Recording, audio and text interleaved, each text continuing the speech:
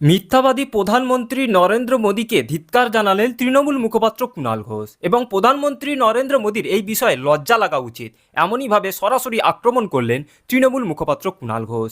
কি বিষয়ে তৃণমূল মুখপাত্র কুণাল ঘোষ নরেন্দ্র মোদীকে লজ্জা পেতে বললেন এবং মিথ্যাবাদী নরেন্দ্র মোদী কত বড় মিথ্যা কথা বলছেন তার প্রমাণ তুলে ধরে বিজেপি পার্টিকে এবং নরেন্দ্র মোদীকে কিভাবে আক্রমণ করলেন তৃণমূল মুখপাত্র কুণাল ঘোষের এই ভিডিওটি ধৈর্য ধরে শেষ পর্যন্ত দেখতে থাকুন। প্রধানমন্ত্রী চোপড়া নিয়ে মিথ্যাচার করছেন, প্রধানমন্ত্রী চোপড়া নিয়ে মিথ্যাচার করছেন। নরেন্দ্র মোদীর লজ্জা, নরেন্দ্র মোদীর লজ্জা।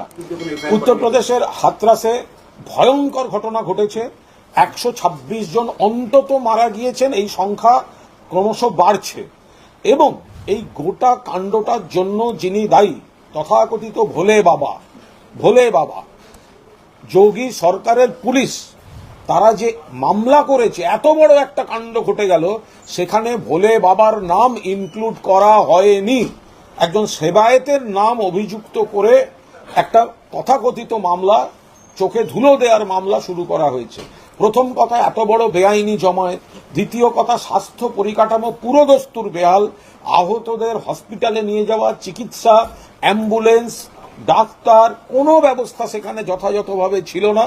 তৃতীয়ত, যাকে কেন্দ্র করে কে এই ভোলে বাবা, এখন তো দেখা যাচ্ছে তিনি পুরনো পুলিশের সঙ্গে জড়িত একজন সাসপেন্ডেড কনস্টেবল ছিলেন বা এই ধরনের ইতিহাস বেরোচ্ছে।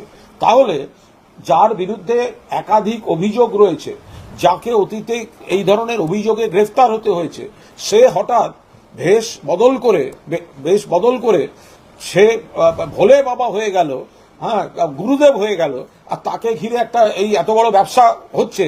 এটা উত্তরপ্রদেশ সরকার দেখছিল? এটা উত্তরপ্রদেশ সরকার, বিজেপি সরকার, বিজেপির নেতারা বড় বড় কথা বলছেন, তারা এই নিয়ে কথা বলছেন না কেন?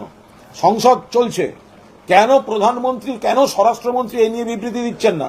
কেন ভোলে বাবাকে এখনো অ্যারেস্ট করা হয়নি? কেন ভোলে বাবার নাম এফআইআর 1 নম্বর অ্যাকিউজড হিসেবে ইনক্লুড করা হয়নি?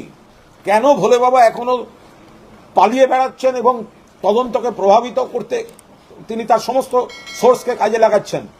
কোথাও পান থেকে চুন খসলে যারা বড় বড় কথা বলে, আজকে এতখানি হাতরাসে গণধর্ষণ, হত্যা ওইসব হয়ে যায়, তারপরে তারা কথা বলেন না। তারপর আবার 126 জনের মৃত্যু একজন ভোলে বাবার কাণ্ডে।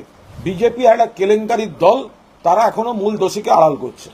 প্রধানমন্ত্রী চোপড়া নিয়ে মিথ্যাচার করছেন, প্রধানমন্ত্রী চোপড়া নিয়ে মিথ্যাচার করছেন। চোপড়া একটা সামাজিক অপরাধ, সেখানে মমতা বন্দ্যোপাধ্যায় রাজধর্ম পালন করেছেন, মেন অ্যাকিউজড অ্যারেস্ট হয়েছে, ওসি শোকজ হয়েছেন, প্রসিডিংস চলছে, তার সঙ্গে তদন্ত চলছে, নির্যাতিতাকে যথাযথ নিরাপত্তার ব্যবস্থা করা হয়েছে। যা যা করার সমস্ত রকম কাজ মমতা ব্যানার্জি সরকার করছে।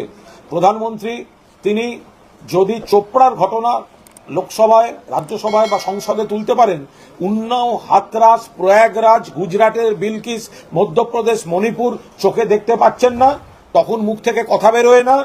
আজকে আপনাদের ভোলে বাবার জন্য আপনার যোগী সরকারে 126 জন পদপিষ্ট হয়ে মারা গেল, তারপরে মেন অ্যাকিউজড এফআইআর নেম পর্যন্ত হয় না। নরেন্দ্র মোদীর লজ্জা, নরেন্দ্র মোদীর লজ্জা। চোপড়া বা কোথাও যদি কোনো ঘটনা যেটা ঘটেছে নিন্দা করে মমতা ব্যানার্জির পুলিশ মেন অ্যাকিউজডকে গ্রেপ্তার করেছে, আর আপনার 126 জনের পদপিষ্টের ঘটনা, মেন অ্যাকিউজডকে এফআইআর নেম পর্যন্ত হয়নি, সেই নরেন্দ্র মোদী বড় বড় কথা বলতে আসেন, নির্লজ্জ পলিটিক্স করছেন, সংসদে মানুষকে বিভ্রান্ত করছেন।